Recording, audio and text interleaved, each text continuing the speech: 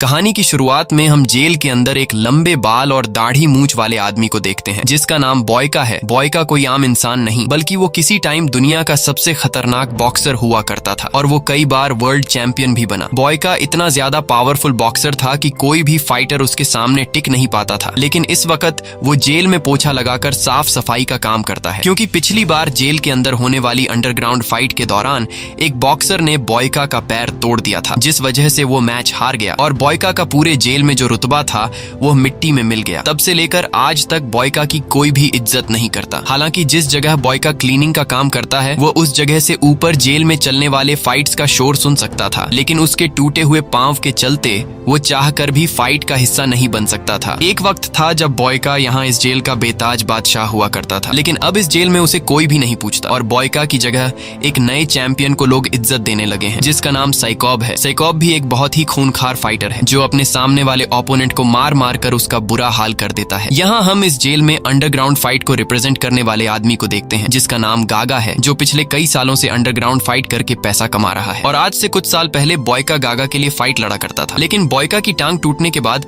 अब साइकॉब गागा का favourite fighter है। फाइट खत्म होने के बाद जब गागा यहाँ से जा रहा होता है तब गागा की नजर बॉयका पर पड़ती है। बॉयका की हालत काफी खराब होती है जिसे देखकर गागा को बॉयका पर तरस आ जाता है। इसलिए गागा अपने एक आदमी को कुछ पैसे देकर उससे कहता है कि जाओ यह पैसे बॉयका को दे दो। और जब वो आदमी बॉयका को पैसे देने आता है तब बॉयका पैसे लेने से इनकार कर देता है। ये देखकर गागा समझ जाता है कि बॉयका अपनी इस जिंदगी से खुश नहीं है, क्योंकि वो किसी टाइम पर एक बहुत ही अच्छा फाइटर हुआ करता था, जिस वजह से आज भी गागा के दिल में बॉयका के लिए इज्जत होती है। इसलिए गागा खुद बॉयका के पास आता है और उससे कहता है कि तुमने मेरे लिए बहुत सारी फाइट्स लड़ी है जिससे मैंने काफी सारे पैसे कमाए हैं, इसलिए मैं चाहता हूँ कि तुम मेरे ये कुछ पैसे कबूल कर लो। लेकिन बॉयका पैसे लेने से इनकार कर देता है और कहता है कि अगर तुम मेरी मदद करना चाहते हो तो तुम अपने सबसे अच्छे फाइटर यानी साइकॉब से मेरी फाइट करवा दो। यह सुनकर गागा हंस पड़ता है और कहता है कि अब तुम टूटे हुए पांव की वजह से नाकारा हो चुके हो और लड़ने की हालत में बिल्कुल भी नहीं हो, इसलिए मैं तुम्हें रिंग में मरते हुए नहीं देख सकता। यह सुनकर बॉयका को काफी बुरा लगता है, क्योंकि एक वक्त इस जेल पर राज करने वाला बॉयका को आज लोग लाचार समझने लगे हैं और यह सब बॉयका से देखा नहीं जाता। इसलिए वो अपने टूटे हुए टांग पर प्रैक्टिस करना शुरू कर देता है और हर रोज एक्सरसाइज करके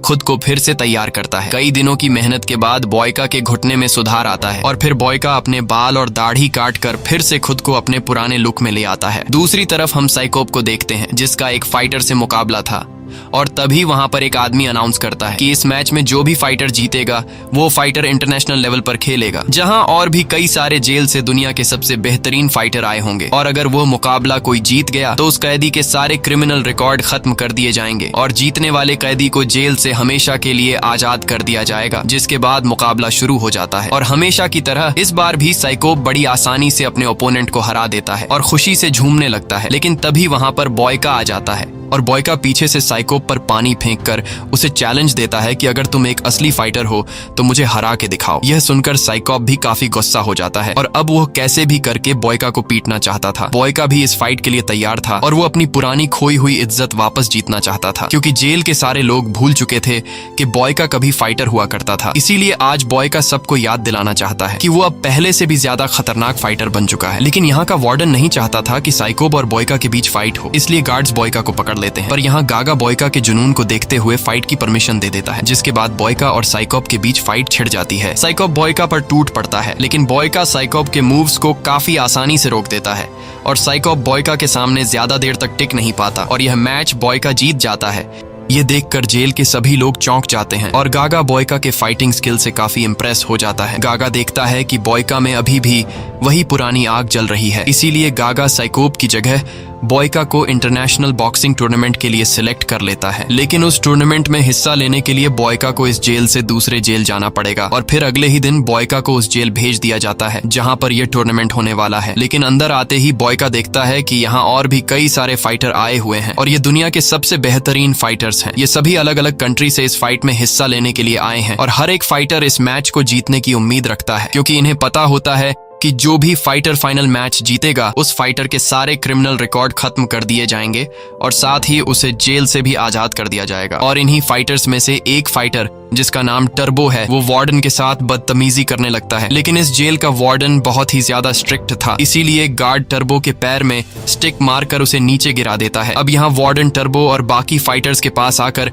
उन्हें इस जेल के रूल समझाता है और कहता है कि अगर किसी ने भी रूल तोड़ा तो उसे सीधा मार दिया जाएगा। इसके बाद इन्हें उस जगह पर ले जाया जाता है जहां पर यह फाइट होने वाली है, और वह फाइट रिंग काफी बड़ा था, जिसे देखकर यह सभी फाइटर समझ जाते हैं कि यह फाइट टूर्नामेंट कितना ग्रैंड होने वाला है, जिसे देखने के लिए बहुत सारे लोग भी आने वाले हैं। इसके बाद सभी कैदियों को उनके सेल में ले जाया जाता है और अगली सुबह वार्डन आकर सभी कैदियों से कहता है कि तुम्हें प्रैक्टिस के लिए सिर्फ 1 घंटा दिया जाएगा, बाकी पूरा दिन तुम्हें काम करना होगा। यह सुनकर सभी कैदियों को काफी अजीब लगता है और वार्डन से यह लोग पूछने लगते हैं कि इस तरह से तो हम फाइट के लिए खुद को तैयार नहीं कर पाएंगे। लेकिन वार्डन इनकी कोई बात नहीं सुनता और कहता है कि अगर 1 घंटे की प्रैक्टिस में तुम लोग खुद को फाइट के लिए तैयार कर सकते हो तो ठीक है, नहीं तो तुम लोगों को वापस जेल में भेज दिया जाएगा। अब जेल में वापस जाने के डर से न चाहते हुए यह लोग मान जाते हैं, जिसके बाद इन सभी को एक माइनिंग की जगह पर ले जाया जाता है जहां पर उन्हें काफी बड़े बड़े पत्थरों को तोड़ना है, और अब न चाहते हुए यह लोग काम पर लग जाते हैं। काम के दौरान बॉयका और टर्बो की आपस में बहस हो जाती है और जैसे ही यह दोनों एक दूसरे को मारने के लिए आगे बढ़ते हैं तभी कुछ गार्ड आकर इन लोगों को रोक देते हैं और तभी इनकी नजर पड़ती है एक फाइटर पर जिसका नाम डॉलर है। डॉलर बड़े सुकून से छांव के नीचे आराम कर रहा होता है, उसे वीआईपी ट्रीटमेंट दी जा रही होती है और उसे यहाँ पर कोई भी गार्ड काम करने के लिए नहीं बोलता। यह देखकर सभी लोगों को काफी गुस्सा आता है, लेकिन ये लोग मजबूर थे, इसलिए ये लोग कुछ भी नहीं कर सकते थे और काम पर लग जाते हैं। काम करते करते शाम हो जाती है, जिसके बाद कुछ गार्ड्स इन सभी को गाड़ी में बैठाकर वापस जेल ले आते हैं जहाँ उन्हें 1 घंटा प्रैक्टिस के लिए दिया जाता है। तभी हम डॉलर को देखते हैं जिसके पास वार्डन आता है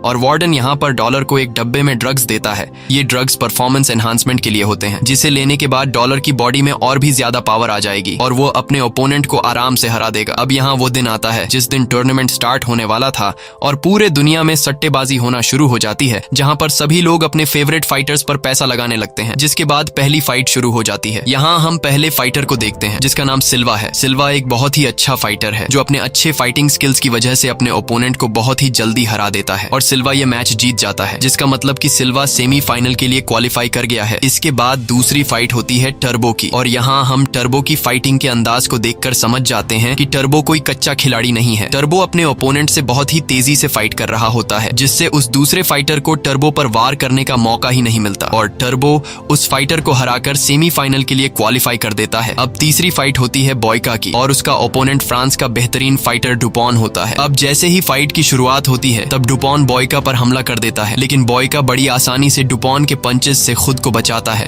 और काफी देर तक लड़ने के बाद बॉयका जब समझ जाता है कि डुपॉन थक चुका है तब बॉयका उस पर हमला कर देता है और बॉयका भी डुपॉन को हराकर सेमीफाइनल में पहुंच जाता है। बॉयका के इस मैच को पुराने जेल में उसके साथ ही देख रहे होते हैं, जिस जेल में बॉयका ने कभी अपना राज चलाया था, और बॉयका का मैच जीतते हुए देखकर उसके पुराने साथी काफी खुश हो जाते हैं। इसके बाद बारी आती है डॉलर की और डॉलर का भी एक दूसरे फाइटर के साथ मैच स्टार्ट हो जाता है। अब जैसे कि हमें पता है कि डॉलर मैच शुरू होने से पहले ड्रग्स लेता है, इसीलिए वो अपने सामने के ओपोनेंट को बिल्कुल टिकने ही नहीं देता और डॉलर उसे मार मार कर उसका बुरा हाल कर देता है। साथ ही डॉलर भी यह मैच जीतकर सेमीफाइनल के लिए क्वालिफाई कर देता है। इसके बाद सारे हारे हुए लोग वापस जाने की तैयारी करने लगते हैं। उन्हें लग रहा था कि उनको वापस अपनी कंट्री भेज दिया जाएगा, लेकिन ऐसा बिल्कुल भी नहीं होता। वार्डन चुपके से अपने लोगों को कहता है कि उन्हें जेल से बाहर ले जाकर मार डालो। इसके बाद गार्ड्स इन 4 हारे हुए कैदियों को एक वैन में बिठाकर जेल से कुछ दूरी पर ले जाते हैं और उन्हें लाइन से खड़ा करके गार्ड्स इन चारों को मार डालते हैं। अगले दिन जब टर्बो और बॉयका को पत्थर तोड़ने के काम के लिए ले जाया जाता है तब इन दोनों को एक ही चेन से पैरों से बांधा गया होता है। अब इन दोनों की पहले से एक दूसरे के साथ नहीं लग रही थी, इसलिए जल्दी ही इन दोनों के बीच बहस छिड़ जाती है और बहस बढ़ते बढ़ते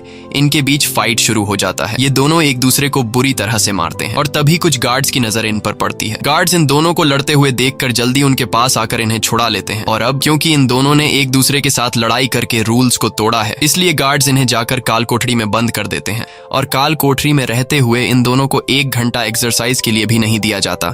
अब जाकर इन दोनों को अपनी गलती का एहसास होता है और ये दोनों एक दूसरे के साथ बातें करने लगते हैं कि हमें आपस में नहीं लड़ना चाहिए। ये दोनों इस बात को समझ जाते हैं कि वार्डन हम दोनों को आपस में लड़ाकर कमजोर करना चाहता है, क्योंकि हमारा मुकाबला डॉलर के साथ होने वाला है। इसलिए इसीलिए हम दोनों को आपस में लड़ने के बजाय डॉलर के साथ लड़ने की तैयारी करनी चाहिए। अगले दिन गागा और टर्बो का मैनेजर इन दोनों से मिलने आते हैं। यहाँ टर्बो और बॉयका इन दोनों को बताते हैं कि हमारे साथ यहाँ पर काफी बुरा सलूक हो रहा है। हमारे से यहाँ पर दिन रात पत्थर तोड़ने का काम लिया जा रहा है, जबकि हम लोग फाइटर्स हैं और हमें फाइट के लिए तैयार होने का ट्रीटमेंट देने के बजाय हमसे मजदूरी ली जा रही है। ये सुनकर गागा और टर्बो के मैनेजर को काफी गुस्सा आता है और ये दोनों सीधे वार्डन के ऑफिस में जाते हैं। यहाँ वार्डन इनकी मुलाकात करवाता है रीजो नाम के एक आदमी से। रीजो जॉर्जिया का सबसे बड़ा डॉन है और रीजो ही यहाँ का इंटरनेशनल फाइट करवा रहा है, यानी कि सारा का सारा कंट्रोल इसके हाथ में है। और रीजो का फाइटर कोई और नहीं बल्कि डॉलर है, इसीलिए डॉलर को यहाँ वीआईपी ट्रीटमेंट दी जा रही है। यहाँ गागा इससे पूछता है कि हमारे फाइटर के साथ ऐसा सुलूक क्यों हो रहा है। तब वो माफिया डॉन गागा से कहता है कि यह सब कुछ जानबूझकर किया जा रहा है। मैंने ही वार्डन से कहा है कि वो बाकी सारे फाइटर से काम करवाए ताकि वो लोग कमजोर हो जाए, और जब फाइनल में मेरे फाइटर डॉलर के सामने जो फाइटर भी आए वह डॉलर के सामने ज्यादा देर तक टिक नहीं पाए। यहाँ माफिया डॉन इन दोनों को यह भी बता देता है कि इस फाइट की शुरुआत से पहले इसका विनर फिक्स हो चुका है और वो विनर कोई और नहीं बल्कि मेरा फाइटर डॉलर है। इसीलिए तुम दोनों को भी मेरे फाइटर पर पैसे लगाने चाहिए। अगर तुम्हें ज्यादा पैसे कमाने हैं तो अभी भी वक्त है, तुम दोनों सारे के सारे पैसे डॉलर पर लगा दो, क्योंकि वही इस फाइट को जीतने वाला है। तब गागा पूछता है कि हमारे फाइटर्स का क्या होगा, जिस पर माफिया डॉन कहता है कि अपने फाइटर्स को छोड़ो और जो पैसे तुम्हारे पास आने वाले हैं उसके बारे में सोचो। अब ये दोनों ज्यादा पैसा कमाने के लालच में अपने फाइटर्स को मौत के मुंह में छोड़कर माफिया डॉन के साथ हाथ मिला लेते हैं। वहीं दूसरी तरफ हमें बॉयका और टर्बो को दिखाया जाता है, जो धीरे धीरे एक दूसरे के साथ अच्छे से बात करने लगते हैं और अपना ज्यादातर वक्त एक दूसरे के साथ बिताने लगते हैं। इन दोनों को समझ आ चुका होता है कि हम दोनों को जानबूझकर ज्यादा टाइम प्रैक्टिस के लिए नहीं दिया जा रहा, क्योंकि अगर हमें प्रैक्टिस के लिए ज्यादा टाइम दिया गया तो हम मैच में डॉलर पर भारी पड़ सकते हैं। इसलिए ये दोनों प्लान बनाते हैं कि जब इन्हें माइनिंग के काम के लिए ले जाया जाएगा वहीं पर ये दोनों प्रैक्टिस किया करेंगे। और अब प्लान के मुताबिक जब भी इन दोनों को माइनिंग की जगह पर काम के लिए ले जाया जाता है तब ये दोनों वहां पर पत्थर भी उठाते हैं और साथ में प्रैक्टिस भी करते हैं। लेकिन प्रैक्टिस के दौरान जब बॉयका एक पत्थर उठा रहा होता है तो फिर से उसके घुटने में दर्द होता है और टर्बो इस चीज को देख लेता है, जिसके बाद टर्बो उसे कुछ जड़ी बूटियां देकर कहता है कि इसे अपने घुटने पर लगा लेना, जिससे तुम्हारा घुटना जल्द ही ठीक हो जाएगा। बॉयका टर्बो की इस सजेशन से काफी खुश हो जाता है। यहाँ हम देखते हैं कि अब इन दोनों के बीच कहीं ना कहीं दोस्ती होना शुरू हो गई है। ये दोनों साथ बैठकर खाना खाते हैं और जेल का जो काम भी हो ये दोनों साथ मिलकर करते हैं। तभी बॉयका की नजर पड़ती है टर्बो के सीने पर बने टैटू पर, जिसे देखकर बॉयका पूछता है कि इस टैटू का मतलब क्या है। तब टर्बो बताता है कि यह टैटू मैंने अपनी वाइफ और बेटी के नाम पर बनाया है। मैं पिछले कई सालों से जेल में हूँ और मेरी बेटी को अब तक नहीं पता कि मेरा पिता जेल में है। जब मेरी बेटी मेरे बारे में पूछती है तब मेरी वाइफ उसे झूठ कहती है कि तुम्हारे पिता किसी काम से दूसरी कंट्री गए हैं और जल्द ही आ जाएंगे। ये सुनकर बॉयका को टर्बो के लिए काफी बुरा लगता है। इसके बाद टर्बो बॉयका से पूछता है कि तुम जेल में कैसे आए और एक फाइटर कैसे बने। तब बॉयका बताता है कि ऊपर वाले ने मुझे फाइट के लिए बनाया है और मैं जानता हूँ कि मैं दुनिया का सबसे बेहतरीन फाइटर हूँ। फाइट के अलावा मुझे कुछ भी नहीं आता, इसीलिए मैं फाइट लड़ता हूँ ताकि दुनिया जाने कि मैं कौन हूँ। और अब वो दिन आ जाता है जिस दिन बॉयका और सिल्वा का सेमीफाइनल होने वाला है। सिल्वा बहुत ही फास्ट और स्ट्रांग है। सिल्वा को उसके फुर्तीलेपन के लिए जाना जाता है। ये दोनों ही प्लेयर आज का मैच जीतने के लिए पूरी तैयारी करके आए होते हैं, क्योंकि ये दोनों जानते थे कि अगर आज का मैच जो प्लेयर जीत गया वह फाइनल के लिए क्वालिफाई कर जाएगा। इसके बाद मैच स्टार्ट हो जाता है और सिल्वा बॉयका पर टूट पड़ता है। सिल्वा जो कि काफी ज्यादा फ्लेक्सिबल होता है, इसलिए वह बॉयका से काफी अजीब तरीके से लड़ने लगता है। बॉयका को कुछ समझ नहीं आ रहा होता कि सिल्वा पर कैसे हमला किया जाए, क्योंकि बॉयका जब भी उस पे वार करता है तब सिल्वा अपनी फ्लेक्सिबिलिटी से खुद को बचा लेता है। इस दौरान बॉयका के टांग में फिर से दर्द होना शुरू हो जाता है, जिससे ऊपर खड़ा डॉलर नोटिस कर लेता है। बॉयका को कुछ समझ नहीं आता कि वह सिल्वा को कैसे हराए, लेकिन बॉयका की सबसे बड़ी खासियत यही है कि वह पहले प्लेयर के मूव को समझता है, और जब वह समझ जाता है कि सामने वाला प्लेयर किस तरीके से लड़ रहा है तब बॉयका अपनी चाल बदल लेता है और वह सिल्वा पर टूट पड़ता है और बॉयका उसे मार मार कर उसका बुरा हाल कर देता है। लेकिन इतना मार खाने के बावजूद भी सिल्वा हार मानने को तैयार नहीं था और वह काफी घायल हालत में बॉयका का मुकाबला करता है। लेकिन जब सिल्वा उस पर वार करने की कोशिश करता है तब सिल्वा उल्टा बॉयका से मार ही खाता है और एक वक्त ऐसा आता है जब बॉयका यहाँ पर सिल्वा को हरा देता है। और अब सिल्वा को हराने के बाद बॉयका पहुंच जाता है फाइनल में। बॉयका को फाइनल में जाता देखकर वहां पर मौजूद कैदी काफी खुश होते हैं, लेकिन माफिया डॉन रीजो की मुसीबत बढ़ने लगती है, क्योंकि बॉयका को सिर्फ 1 घंटा प्रैक्टिस देने के बावजूद भी उसने एक बहुत ही अच्छे फाइटर सिल्वा को हरा दिया। ये देखकर माफिया डॉन काफी परेशान हो जाता है, क्योंकि अब अगला सेमीफाइनल मैच टर्बो और डॉलर के बीच होने वाला था। इसीलिए उसे डर रहता है कि कहीं टर्बो मेरे फाइटर डॉलर को सेमीफाइनल में हरा न दे। ये सोचकर माफिया डॉन सीधा जाता है जेल के वार्डन के पास और वार्डन से कहता है कि हमने जितना सोचा था बॉयका और टर्बो उससे ज्यादा खतरनाक है, लेकिन बॉयका ऑलरेडी फाइनल में पहुंच चुका है।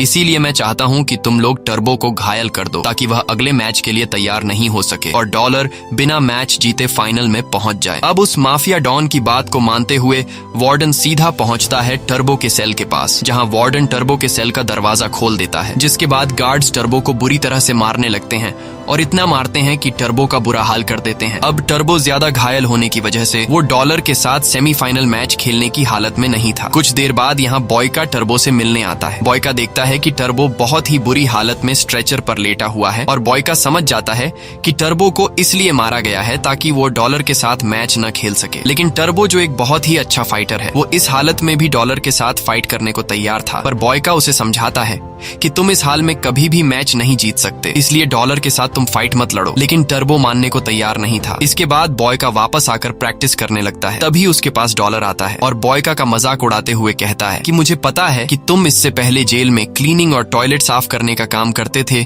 इसलिए एक साफ सफाई करने वाला मेरा कभी भी मुकाबला नहीं कर सकता। यहाँ बॉयका को गुस्सा तो काफी आ जाता है, लेकिन फिर वो अपने गुस्सा पर काबू पाते हुए कहता है कि यह तो फाइट रिंग में पता चलेगा कि मैं तुम्हारा मुकाबला कर सकता हूँ या फिर नहीं। अगली सुबह इन्हें फिर से पत्थर तोड़ने के काम पर लगा दिया जाता है। यहाँ बॉयका देखता है कि टर्बो की हालत खराब है और बॉयका को पता चलता है कि टर्बो कभी फौज में हुआ करता था। ये पता चलते ही बॉयका टर्बो से कहता है कि तुम यहाँ से आसानी से भाग सकते हो क्योंकि तुम एक फौजी रह चुके हो। अगर तुम यहाँ से नहीं भागे तो यह लोग तुम्हें मार देंगे। लेकिन टर्बो यहाँ से भागने से इनकार कर देता है। वो कहता है कि मैं पीठ दिखाकर भागना नहीं चाहता। मुझे खुद पर पूरा यकीन है कि मैं इस हालत में भी डॉलर को हरा सकता हूँ और अगर मैं हार भी गया तो मुझे वापस जेल भेज दिया जाएगा। यह सुनकर पास खड़ा एक कैदी बताता है कि तुम्हें पता भी है कि यहाँ लोगों के साथ क्या हो रहा है। यहाँ मैच हारने के बाद फाइटर्स को वापस जेल ले जाने के बहाने जेल से बाहर ले जाया जाता है और फिर उन्हें मार दिया जाता है। ये सुनकर टर्बो घबरा जाता है क्योंकि टर्बो की वाइफ और उसकी बेटी उसका इंतजार कर रही है, इसलिए टर्बो यहाँ से भागने के लिए मान जाता है। अब यहाँ जिस चेन से इन दोनों को बांधा गया था, बॉयका एक हथौड़ा उठाकर उस चेन को तोड़ने लगता है, लेकिन ऐसा करते हुए गार्ड्स इन्हें देख लेते हैं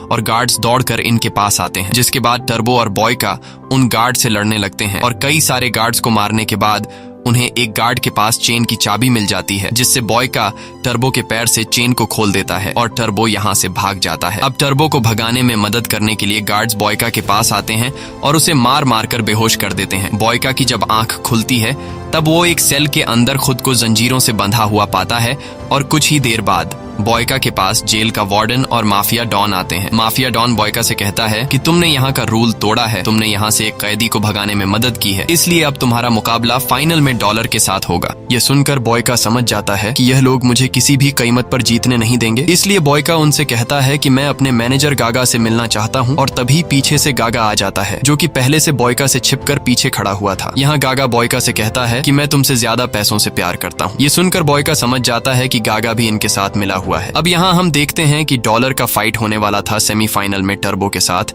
लेकिन अब क्योंकि टर्बो यहाँ से भाग चुका है, इसीलिए डॉलर अब सीधा फाइनल में पहुंच चुका है और उसका मुकाबला है बॉयका के साथ। इस मैच को देखने के लिए पूरी दुनिया काफी एक्साइटेड होती है, इसीलिए हर जगह लोग अपने फेवरेट प्लेयर पर पैसे लगा रहे होते हैं। लेकिन यहाँ के जो बड़े लेवल के जुआरी हैं, उन सभी ने डॉलर पर पैसा लगाया है क्योंकि उन्हें पहले से पता है कि ये मैच फिक्स है और ये मैच डॉलर जीतेगा। अब यहाँ फाइनली इस मैच की शुरुआत हो जाती है और यहाँ पर डॉलर अपना असली कमाल दिखाता है और काफी फुर्ती से बॉयका से लड़ने लगता है। बॉयका डॉलर के फाइटिंग स्टाइल को देखकर हैरान रह जाता है और सोचने लगता है कि कोई फाइटर इतना तेज कैसे हो सकता है। लेकिन हमें तो पता है कि डॉलर एक तो अच्छा फाइटर है और ऊपर से उसने ड्रग्स ली है, जिस वजह से वो काफी ज्यादा पावरफुल हो गया है, इसलिए वो बॉयका को बुरी तरह से पीटने लगता है। यहाँ जब भी बॉयका उस पर हमला करता है तो डॉलर बड़ी आसानी से खुद को बचा लेता है। अब यहाँ काफी देर तक लड़ने के बाद बॉयका धीरे धीरे डॉलर के मूव्स को समझने लगता है और थोड़ी देर के बाद बॉयका डॉलर के सारे फाइटिंग टेक्निक को समझ जाता है, इसलिए अब बॉयका डॉलर के साथ उसी टेक्निक से लड़ने लगता है। जिस टेक्निक से डॉलर बॉयका के साथ लड़ रहा था। और देखते ही देखते बॉयका डॉलर पर भारी पड़ने लगता है। डॉलर जब समझ जाता है कि बॉयका मुझ पर भारी पड़ रहा है, तब डॉलर बॉयका के कमजोर पार्ट्स पर अटैक करता है, क्योंकि डॉलर को पहले से पता था कि बॉयका का घुटना टूटा हुआ है। इसीलिए वो बॉयका के घुटने पर वार करने लगता है, जिससे बॉयका को काफी तकलीफ होने लगती है और बॉयका डॉलर के सामने कमजोर पड़ जाता है। लेकिन बॉयका अभी भी हार नहीं मानता और वो डॉलर से लड़ने लगता है। लेकिन घुटने में तकलीफ होने की वजह से वो डॉलर का पहले की तरह मुकाबला नहीं कर पाता और इसी मौके का फायदा उठाते हुए डॉलर बॉयका पर टूट पड़ता है और उसका बुरा हाल कर देता है। और आखिर में डॉलर बॉयका को इतने जोर का किक मारता है जिससे बॉयका रिंग से बाहर गिर जाता है। यहाँ पर मौजूद सभी लोगों को लग रहा था कि बॉयका हार चुका है, इसीलिए रेफरी काउंटिंग शुरू कर देता है और अगर रेफरी के 10 तक काउंटिंग करने तक बॉयका वापस रिंग में नहीं आया तो बॉयका हार जाएगा। यहाँ बॉयका अधमरी हालत में रिंग के बाहर पड़ा होता है और तभी उसे याद आता है कि वो कैसे जेल में साफ सफाई का काम किया करता था और लोग उसका मजाक उड़ाया करते थे। इसलिए बॉयका समझ जाता है कि अगर आज मैंने हिम्मत हार दी तो फिर मैं हमेशा के लिए लोगों का मजाक बन के रह जाऊंगा। इसलिए बॉयका अपने पैर पर वाइपर का कपड़ा बांध लेता है और एक बार फिर से जैसे तैसे हिम्मत जुटाकर बॉयका रिंग में आकर खड़ा हो जाता है। ये देखकर डॉलर के साथ साथ वहां पर मौजूद सभी लोग हैरान रह जाते हैं। तब डॉलर एक बार फिर से आता है हमला करने के लिए, लेकिन बॉयका अब अपने फाइटिंग स्किल्स का दूसरा टेक्निक इस्तेमाल करता है और डॉलर को बुरी तरह से पीटने लगता है। यहाँ डॉलर कुछ भी नहीं समझ रहा होता कि बॉयका के पंचेस को कैसे रोका जाए। यहाँ जितने भी कैदी होते हैं वो सभी बॉयका का नाम पुकारने लगते हैं और बॉयका भी अपनी पूरी ताकत लगाकर डॉलर को पीटने लगता है। बॉयका इतने फास्ट तरीके से पंचेस बरसाता है कि डॉलर को खुद को बचाने का मौका ही नहीं मिलता और आखिर में जब डॉलर समझ जाता है कि बॉयका मुझे हरा देगा, इसलिए डॉलर अपना आखिरी दांव चलाते हुए जोर से बॉयका को किक मारने की कोशिश करता है। लेकिन डॉलर जिस पैर से बॉयका को किक मार रहा होता है तब बॉयका उसका वही पैर तोड़ देता है, जिससे डॉलर नीचे गिर जाता है और फाइनली ये मुकाबला बॉयका जीत जाता है। बॉयका की जीत को देखते हुए वहां पर मौजूद सभी लोग खुशी से झूमने लगते हैं, लेकिन इस टूर्नामेंट को ऑर्गेनाइज करने वाला माफिया डॉन और उसके साथी काफी उदास हो जाते हैं, क्योंकि उनके डॉलर पर लगाए हुए ढेर सारे पैसे डूब गए। और अब क्योंकि वार्डन और माफिया डॉन के कहने पर